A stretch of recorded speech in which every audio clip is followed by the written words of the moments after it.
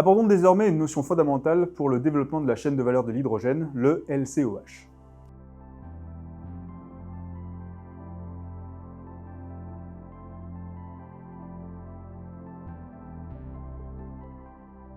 Le LCOH, pour Levelized Cost of Hydrogen, représente le coût total du cycle de vie de l'hydrogène. En d'autres termes, il s'agit d'un indicateur économique qui permet de comparer la compétitivité des différentes filières de production d'hydrogène.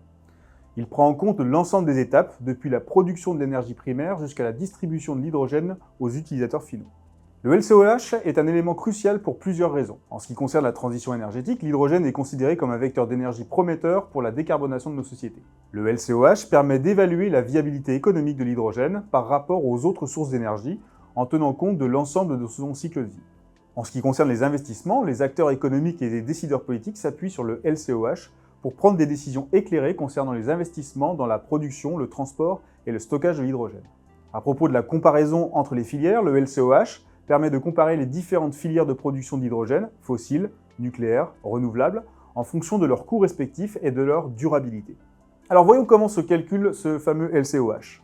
Le calcul du LCOH est complexe et prend en compte de nombreux facteurs. Tout d'abord, le coût de l'énergie primaire. Il s'agit du coût de l'énergie utilisée pour produire l'hydrogène, qu'il s'agisse d'électricité, de gaz naturel, de biomasse ou d'autres sources.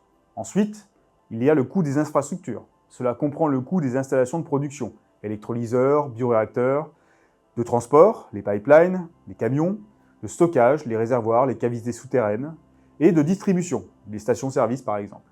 Il y a également d'autres coûts, des frais annexes qui peuvent également être pris en compte, tels que les coûts de maintenance, les taxes et les subventions.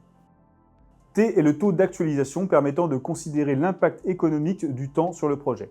K, l'indice de l'année encourue. N, la durée de vie de l'unité de production.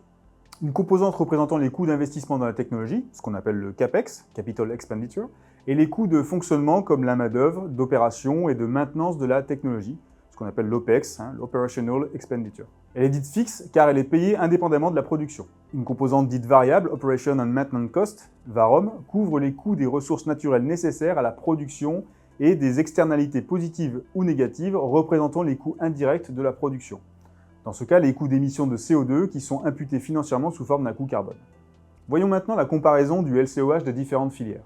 Le LCOH des différentes filières de production d'hydrogène varie considérablement en fonction de plusieurs facteurs tels que le prix des matières premières, par exemple le prix du gaz naturel, de l'électricité ou de la biomasse, influence fortement le coût de l'hydrogène fossile, nucléaire ou renouvelable. Ensuite, il y a également un facteur lié à l'efficacité des technologies. Les progrès technologiques permettent d'améliorer l'efficacité des électrolyseurs et des autres installations, ce qui peut réduire le LCOH in fine. Enfin, la capacité et l'utilisation des infrastructures. Le LCOH peut être optimisé en augmentant la capacité des infrastructures et en améliorant leur taux d'utilisation.